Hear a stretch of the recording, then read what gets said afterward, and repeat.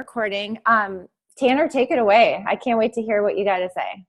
Well, I hope you say that at the end because I don't know that I have anything of value to add. But I think that doing this, Lee asked me a while back, and for me, coaching is about stepping outside of comfort zones, and I think that's above all. If we've learned anything from coaching, it's we need to step outside of where we are, or we won't be successful. And I was listening to Brendon Burchard this morning, and he said that opportunities don't bow down to meet our specialty or our natural abilities. We have to rise above our natural abilities to meet the opportunity. And I think that's what this is all about, right? Like, we all saw this opportunity, and no matter what phase of coaching we're in, we saw where we're at, and now we're rising above it, or we need to rise above it to get to where we want to be. So I started coaching years ago. Like, I don't even know how many years ago. Danny signed up under Lee 7 years ago, something like that, and quickly signed me up as a coach so that I could help her get to Emerald status. So I was a coach a long time ago, and I wasn't coaching, and I certainly wasn't working out. I was doing none of that. Danny was doing everything, and I did nothing. And then one Saturday, I went with our scout troop, and we did a sprint triathlon. I woke up and I didn't train. I just did this. Hey, Ashley. Just woke up and did this sprint triathlon. And a sprint triathlon, it was a 75-meter swim, a 6-mile bike ride, and a 2-mile run. So I just woke up on Saturday and did this thing. And I finished in 1 hour and 10 minutes, which, I don't know, not too bad, right? Like, I don't know what to expect. I didn't have really an expectation, but I went out and did it. And when I was on the way home, on the drive home, it was a 2-hour drive. We were in Arizona, so I don't even remember the town we went to do this triathlon, but we were in Arizona, and the 2-hour drive home, and I was just like, it just ate at me. Like, why couldn't you have finished in 59 minutes? Like, that 10 minutes was just like so frustrating to me that I couldn't have not walked a little bit on that run or ridden the bike a little faster. Like it just ate at me. So on that 2-hour drive, I decided that on Monday I was going to start Insanity. And so I went home, I told Danny that was my plan. She probably was a good coach and was like, hey, great, I'm so proud of you. But in that actuality, she was probably more like, you're an idiot. No, you're not. And so I did. I woke up on Monday, set my alarm early, and I pushed play on Insanity for the first time. And on Tuesday, I pushed play for the second time. And I pushed play every day for 60 days. And my body changed. And I wasn't like, I mean, I've always had pretty good metabolism. I kind of called myself skinny fat before, where I was just like completely out of shape. And that was me. So, but over that 2-month period, my body changed. And after that, I still wasn't coaching, but I felt good. I jumped into T25. I just kept going. And then people would ask what I was doing, and I'd tell them, and I'd say, you know what? My wife is a Beachbody coach, and you should talk to her. And so I pushed coaches to her. I pushed customers to her. I pushed a whole bunch of people to her for a really long time. And it wasn't until last year in April, I was just tired of work. I'm still tired of work, but I don't want to climb the corporate ladder. That's not where I want to be. That's not my future.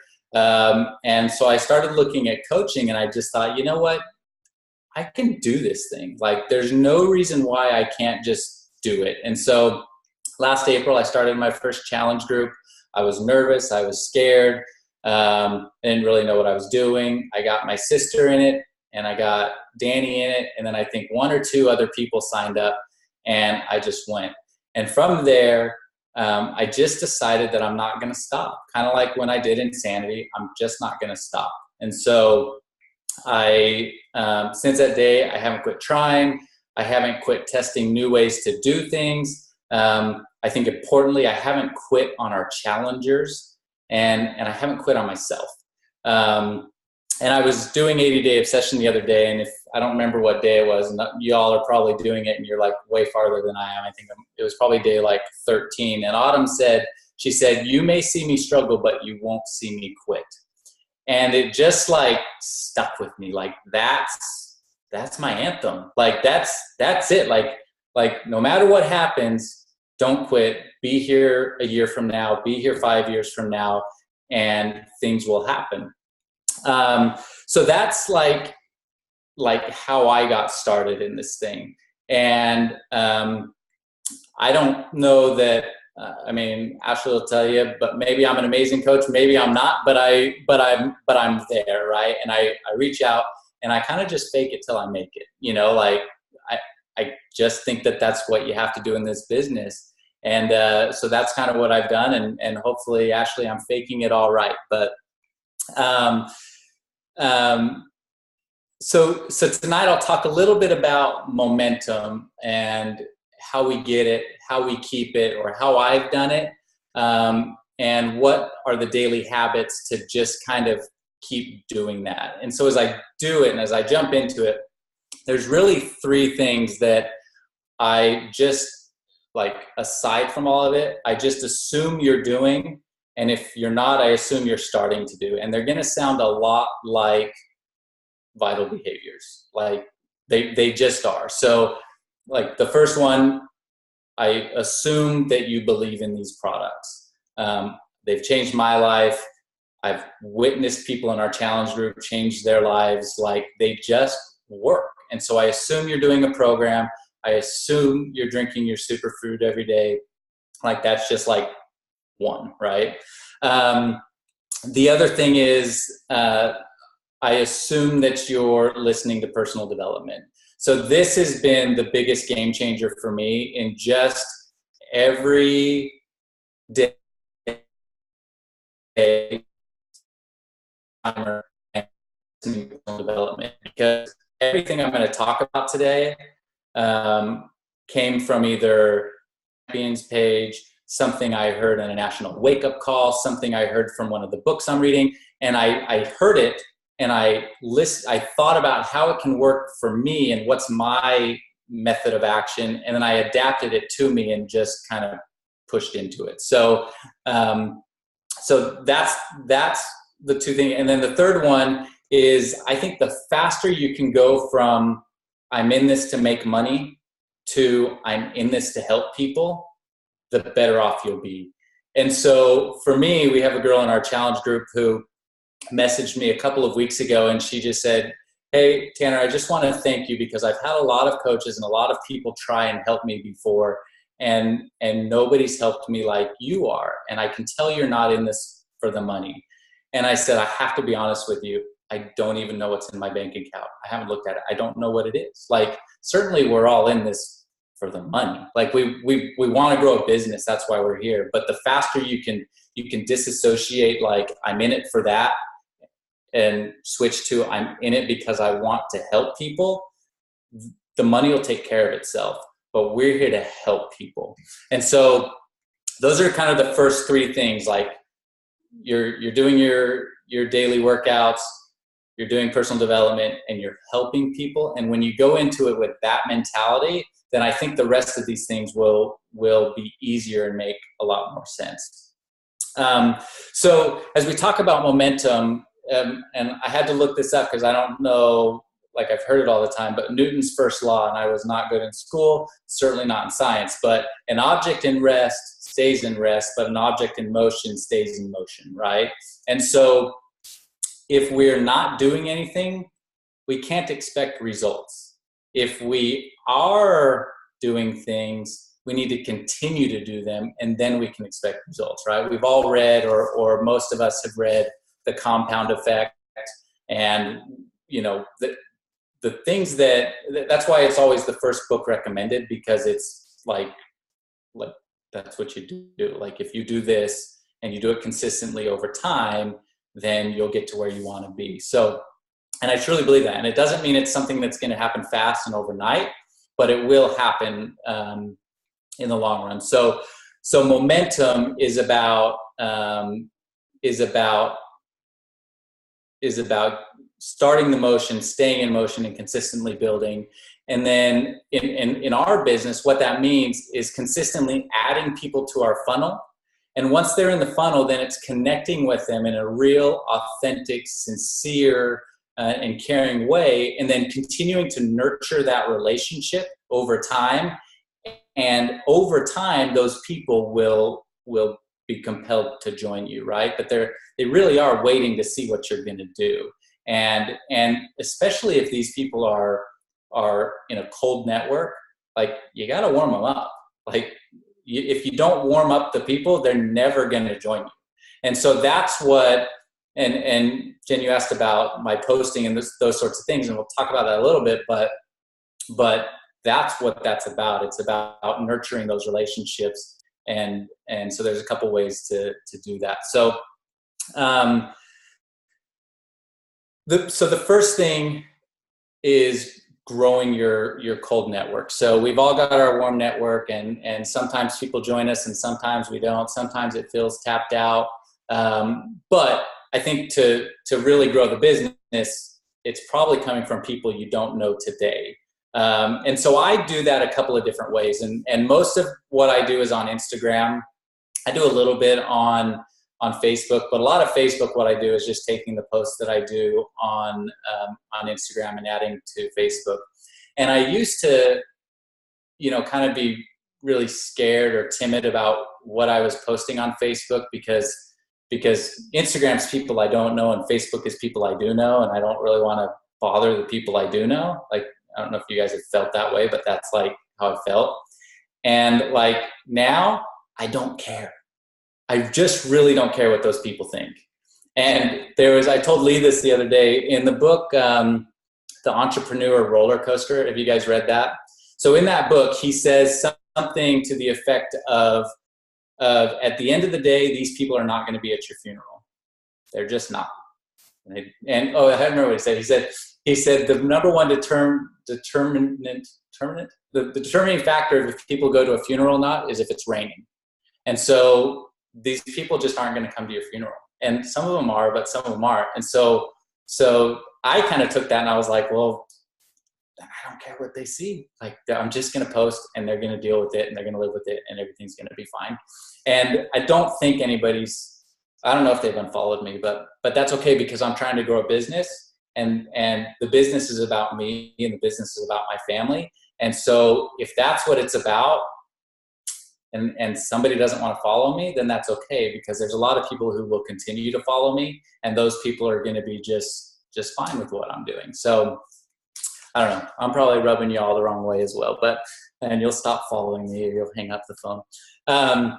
So as I work on my cold network, there's really a couple ways that I add people to the funnel. So one of them is Jen Richardson talked about it probably 7-8 months ago on the Champions page. I don't know if you saw it, but if you haven't, you should go back and watch it. But she talked about, and both of these things start with you understanding who you're marketing to or who you want to connect with and what you're about. So the one thing I'll do is I'll go out and search a hashtag of something that means something to me.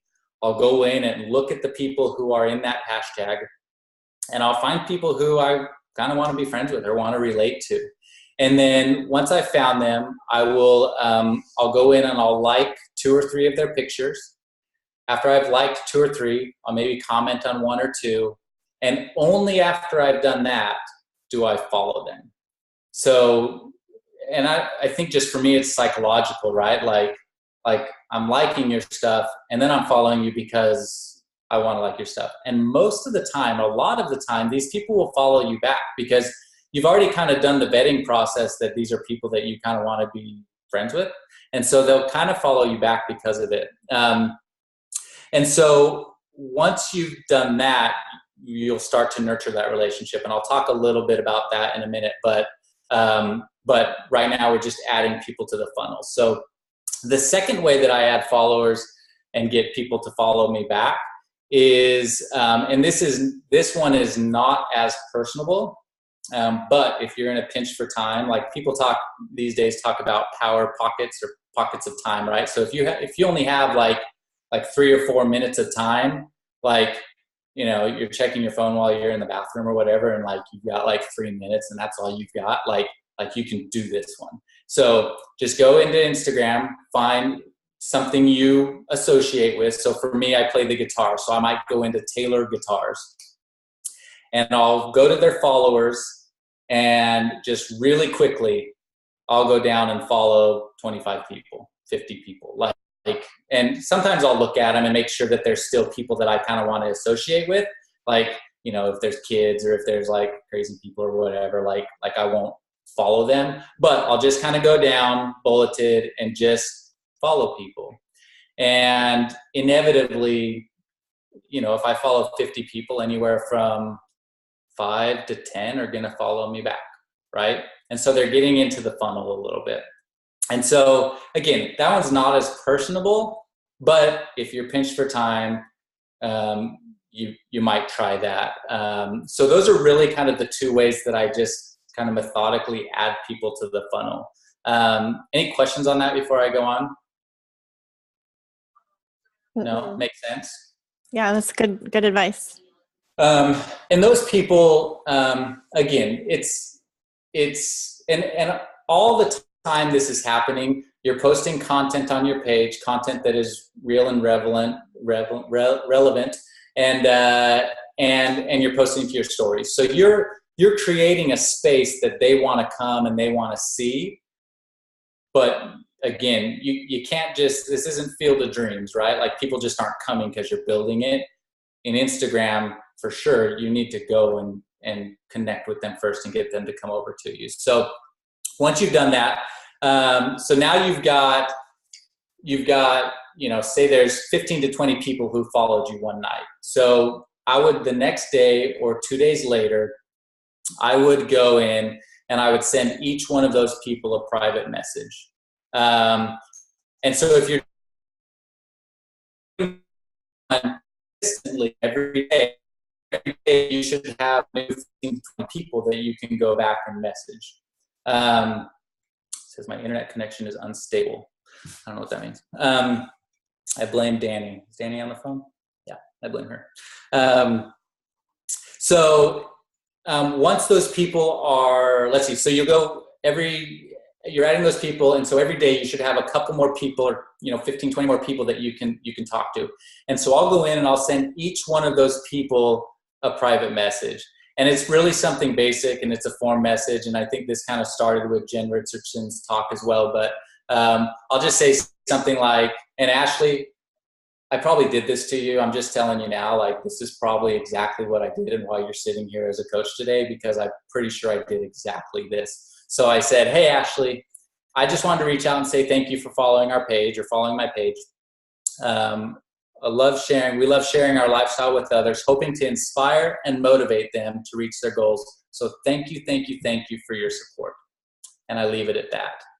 Like, it's pretty basic. It's just a conversation starter. And that's all it's meant to be, is just something to reach out and thank them. And so when I do that, I'll get like one of 3 responses. I'll get somebody who says, you're so welcome, thank you for doing it, or it's very inspiring, or something like that. I'll get people who never see the post. Like they just, I don't know, they don't check their messages or whatever. I'll get people, and if you've seen this in Instagram, just below the comment, it'll say seen, but they don't respond back. And then I'll get some people who respond with just like an emoji, like they'll just send me a heart, and I feel so special that they've sent me a heart. But all of those messages, I don't really get bugged or frustrated that they saw it but didn't comment back, or they sent me a heart. Like that's fine, because this is just step 1 of a process, and I'm nurturing a relationship, and I didn't expect to sell them a challenge pack. Like, that wasn't my goal by sending them a message right then. It was just engaging with them. So if they've seen the message, or if they send me like the heart emoji or whatever, I'll usually fight an emoji with an emoji, right? Like, if you send me a heart message, I'm probably going to send you that little what's the little blushing face where he's like, like I'll probably send you that message back if you send me an emoji. But then I'll say something like, how's your fitness journey going? Or what's your biggest struggle? And you can kind of look at each person and their Facebook page or their Instagram page and kind of judge it. Because, there's other times, and sometimes it's just what I'm feeling in the moment, but sometimes I'll just comment about something on their page like, hey, I love your dog, or, Danny won't let me have a dog. So if people have a dog, I usually say, love your dog. I'm still trying to convince my wife to let me have one. And so again, it's just a conversation starter, but a lot of times I'll say, how's your health journey going? What's your biggest struggle? And it's just an open-ended question to let them answer. And a lot of times they'll just come back and say, I just have, I'm having trouble snacking. I'm having trouble, staying motivated or whatever it is. And like, for us, like if they say something like that, it's like the holy grail, right? Like I have something for that. And the key is to resist sending them what we have. Don't mention it. Like just continue to talk about it. Just continue to find out about their struggles and ask more questions, but don't just say, hey, you know what? I've got a challenge pack that can do that for you. I've got this accountability group. Because we're not there yet, right? We're just nurturing this relationship. So after you've done that, what I'll do, and again, this is somebody who is, maybe struggling with whatever it is or struggling with accountability, but after a couple of days go by, so forget about them, a couple of days go by, I'll do, a lot of times what I'll do is I'll send them an actual video message. So I'll get on my phone, I'll record just in, normal camera, a 1-minute message, and I'll say something like this. I'll say, hey, Tracy, I was just thinking about what you told me the other day and how you're struggling with motivation. I don't know if you've seen me talk about this before, but I run an online accountability group designed to keep people motivated. The people in our group are dropping pounds and pant sizes and just getting results. Anyway, just thinking about you and thought it might be the perfect thing to help you. I'd love to share more information with you on the group. So what I've done there is I've told them I'm thinking about them, which I think is important. I've remembered what their struggle is. I've got a solution for their struggle, but I just sent the most sincere personal message to somebody that I could possibly muster. And again, it's not faking it. I sincerely want to help this person. And so I've sent them a video message that details how I can do that. And again, it doesn't mean they're going to jump in and start up a challenge group that very moment, but it's a conversation starter. And as you all know, following up is so important. So we'll continue to follow up with these people. So if people don't respond, so the people who have seen my message but don't say anything, that's fine too. And I'll send them a message in a couple of days or a couple of weeks that is just something really helpful to them. So I'll say something like this. I hope you're having a great week. Here are 3 things to help you stay on track and make it better. 1, drink water, and I mean a lot of water. You should drink half your body weight in ounces each day. 2, plan your day to eat healthily. Snacking is at its worst when you haven't planned how to snack healthily. 3, do at least one thing each day to serve someone else. Could be opening a door for someone or letting a car in front of you. Service wins. And I'll leave it at that. And people will respond to it. No question, people respond to it. They'll say, thanks, great tips. They'll say, I love number 3. And then but I don't respond back with a challenge pack. I just respond back and say, I know, can you imagine the world if everybody served someone each day? The world would change. Again, I'm starting a conversation. I'm starting a message. I'm just helping people. And what I'm trying to do is add value behind the scenes. They're looking at my posts. They're seeing in my stories that I'm talking about, coaching and challenge groups. They're witnessing that I'm doing a workout every day and I'm drinking Shakeology, which most of that stuff goes in my stories. So they're following all of that, and on the back end, I've engaged them and started talking with them.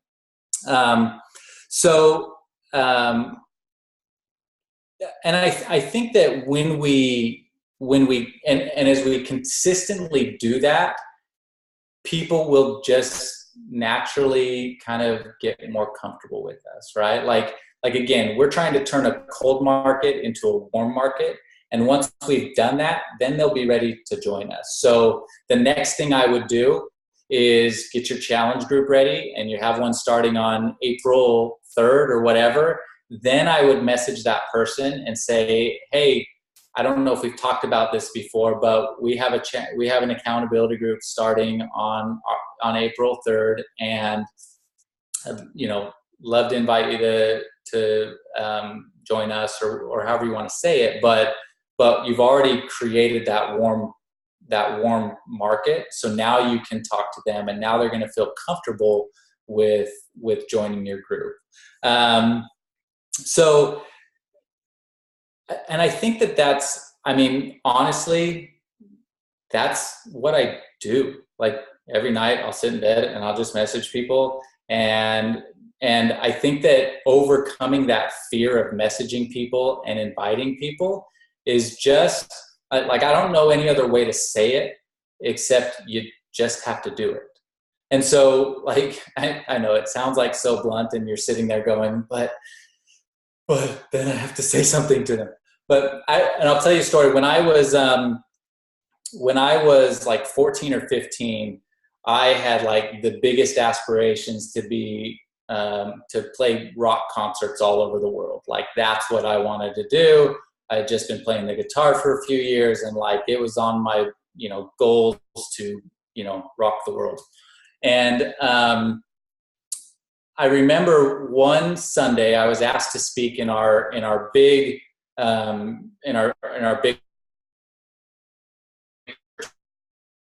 it's called conference. And I was asked to speak in our high school auditorium. There was 2,000 people there, and I remember sitting on that stage as scared could be. Like my knees were shaking. I'm looking out at all these people. It's a stage, so there's like bright lights shining on me, and I'm kind of freaking out a little bit.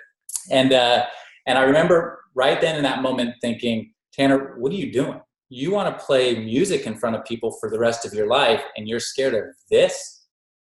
And honestly, it was like a light switch. Like I stopped being nervous. I stood up there and rocked that talk and just did it. And I think that that's a little bit how coaching is, right? Like we're here for a reason. We want to help people. We want to, make enough to quit our jobs. We want to do all this stuff. And like, if you want to do that, you just got to start inviting people. And it's scary and it's not fun, but over time, you'll just get to a point where you kind of just become numb to it. And then you'll follow up with people. And, I can tell you that only once on Instagram has someone blocked me for inviting them too much. And it was probably within my first, month and a half of coaching. Like I was probably pretty aggressive, but I was just like, just kept inviting this person, and she finally just blocked me. And, it's just too bad because I could have really helped her. But anyway, so I think that that's the gist of it. The only other thing I'll add, Jen, because you asked, so my stories have changed over time, and I feel, and I have to check myself and make sure I'm staying in this mode. But I really just, with every Instagram post that I do, try and tell a story from a before and an after story. And the challenge is like, you'll hear a lot of these coaches on the National Wake Up Call talk about how, before Beachbody, like I was broke, and after Beachbody, I quit my job and I had all this, and like they have these like killer before and after stories. And a lot of us just don't have that, or we're not in a position to quit our jobs. We're not in a position to, to be where they're at. Like we haven't had that level of success yet, but you have to fake it till you make it. This is where it comes back to that. And I don't mean tell a lie. That's not what I mean. but just paint the picture of what it is. So today, my post, Jen, you were referencing, was a picture of me and my son, right? And I just posted on there, like, I'll read it to you. As a father of 4, I can tell you life is just better when I'm around these knuckleheads. Sure, they drive me crazy sometimes, but I'd still rather be around them more.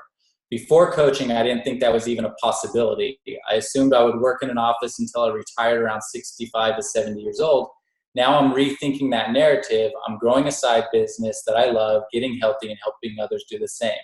And then after that, even down below, I do a little bit of an invite. When opportunity knocks, you better answer the door. Our team of coaches is growing, and we're mentoring 3 new coaches this month. Very basic, but again, I can't quit my job yet. Probably not for a long time, unless Danny just wants to take a major pay cut, which I don't think she'll do. But I told a story of where I'm at now, where I want to be, and how to envision that, and just painting that picture so that somebody else, because somebody out there on my page is in that same boat I am. And so it's just about trying to connect with them with that before story and that after story, even though I'm not to the after point yet, but I'm going to get there, and I'm talking about it. And that's kind of the goal. Anyway, Jen, does that make sense? What else? Any other questions? I don't have much more I could probably talk for a while, but I don't have much more to say, and I don't know how much time we have. So I just want to say that I loved everything you had to say. I think it's awesome. Great advice. I took a few notes, and I did have a question for you. Do you run free groups too? Do you do like free challenge groups, or just regular like challenge pack? I haven't. I've thought about it and just haven't yet. And it's something I think I will try at some point. But our challenge group that we have is just a running challenge group. Jen, you kind of do like it, and kind of took some notes off of that. But so it's just a running challenge group, and people are kind of doing whatever program they want in it. And I think that there's advantages to that, where it's a little bit easier to manage from a time perspective. I think where the fault in that is, and I see the value of it right now in 80-Day Obsession, and Ashley and everybody who's doing 80-Day Obsession, because everybody's doing the same day, and they're all on day 56 or 57, and they like commenting about it, and they're loving it. And like when Ashley says her butt hurts, like someone else is like, mine too, and I know why, because that move sucked. And so like there's value in that. And so I think in the future I may continue with the same group, but then also work another group. The one thing I'll do though is my groups are not only if you buy a challenge pack. I am more, and this comes back to one of the first things I said, which it's about helping people. Like if you need help and you can only do a 30-day program, or you can only do a 14-day program, then come on over, let's help you. Like, I think that we'll get to a point where we can get you to buy Shakeology, or we can get you to do an annual program or whatever. But ultimately, I want you to get results, and I want you to be happy, and I want you to be healthy. So I care less about selling a challenge pack. It kind of goes back to the money kind of a thing. Like if I'm doing these invites and I'm adding people to my free, or not my free group, but adding people to my funnel, and inviting people, then those people will come along, and challenge packs will get sold. But I really just want people in the group. And quite frankly, I've got people in our group, I'm not even their coach. Like, I know that's like taboo, and hopefully at some point they'll add me as their coach, but I just want to help you. Like let me help you. And I think that for me, there's a desire that I didn't know was in me to help these people. And so when you see someone in our group lose 30 pounds, or we have one girl who's lost 80 pounds, like when you see that, just come and be healthy, come and be happy. And if you need me, I'm here for you. And I'm going to add so much value to your life that sooner or later, I think you're going to want me to be your coach, or sooner or later, you're going to want me to do Shakeology or whatever it is. But also, if somebody is in your group because of that, or maybe they have an old, 21-day fixed DVD or whatever. If you're adding value to their life, I'm also not scared to, at some point, just say, hey, why aren't I your coach? Like, Yeah. I'm doing the work. Like, so anyway, I don't know if that helps. Cool. I mean, and you answered my question a little bit too, because I mean, obviously you're adding value and you're helping them with where they're at, whether it's a free 2-week, like a 2-week trial or something like that. You're still helping them out. And then that was my question too, because I was like, are you having them sign up for a free team player membership? Are you like, so that they're still under you? So that I should. And that's just things that I need to evolve and be better at over time, just because I'm, a lot of stuff like that, like, because I still feel so new and so green in coaching that like, it's like, well, yeah, duh, Tanner, you should be doing that. And it's just a process of time to do it. But the other thing that I make sure I do in my challenge groups is, we do the posting every day, or, there's always posts or daily tasks or whatever that are going on. But I message people pretty regularly behind the scenes to make sure they're staying on track. If I haven't heard someone comment for a couple of days, I'll message them and make sure they're on track. And a lot of times they'll say, yep, just haven't had time to post, but still on track. But like the other day, one of the girls in the group said, she goes, and she was doing great before, but she's like, oh, the last couple of days have been really stressful. And, I just haven't been able to do it. And I just said, yeah, I felt it. Like I could tell. And she's like, I'm going to do it right now. So like, but again, you're the coach, and that's where it comes back to. It's not about money. It's not about, selling a challenge pack. It's about genuinely wanting to change this person's life. And we just happen to have the right tools to do that. That's awesome. Good. Thank you so much. Does anyone have any questions? Because I know we're a little past 9:30. So does anyone have any questions for Tanner? No? Okay, cool. So thank you so much. Yeah, say what? Everybody needs to like wave and do a smiley face and take a selfie on this thing, because I think that's a great idea. This is faking it till we make it. All right. So, but this is important. So like, we talk about Instagram stories. 15 minutes will be on with coach life, because I want to see you and like just every week. I think it's important, right? So, all right, here we go. 1, 2, 3. There we go. Love it. That's awesome. All right, you guys, thank you so much. I will be uploading this recording probably tomorrow morning, if I'm being honest, because it takes forever to download and stuff. So I will upload this into the team pages. So make sure your coaches that were not on the call listen to this call, because there's so much value in everything that you had to say, Tanner. So thank you. I appreciate your time.